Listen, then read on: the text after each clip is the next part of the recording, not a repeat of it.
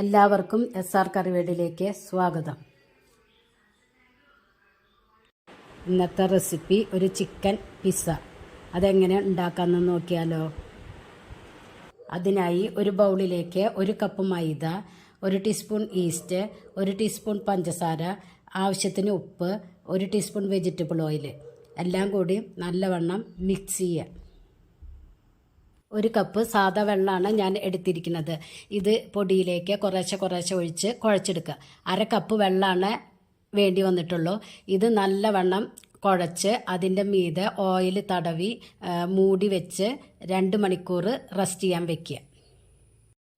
മാവ് ഏകദേശം പൊങ്ങി വന്നിട്ടുണ്ട്. ഇത് ചെറുതായി ഒന്ന് കുഴച്ച് കുറച്ച് പൊടി ഇട്ട് ചപ്പാത്തി പരത്തണ പോലെ പരത്തിയെടുക്കുക. അതിനേക്കാൾ കട്ടിയിൽ വേണം പരത്തിയെടുക്കാൻ. വേണമെങ്കിൽ ഇത് ട്രേയിൽ കൈ വെച്ചും പരത്തിയെടുക്കാം. ഓവൺ 200 ഡിഗ്രിയിൽ 10 മിനിറ്റ് പ്രീ ഹീറ്റ് ചെയ്തിടുക.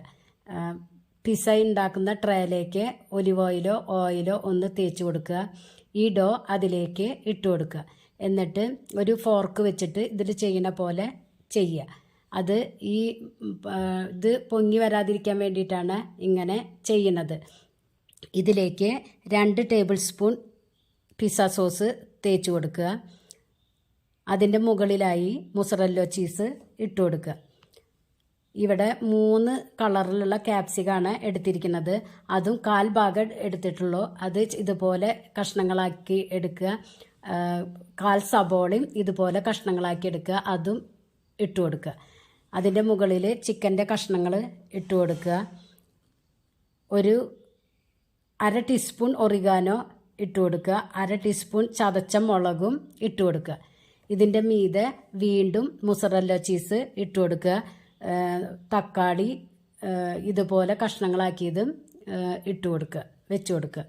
എന്നിട്ട് പ്രീ ഹീറ്റ് ചെയ്ത ഓവണിലേക്ക് 20 മിനിറ്റ് സമയം അതിലേക്ക് വെച്ച് കൊടുക്കുക.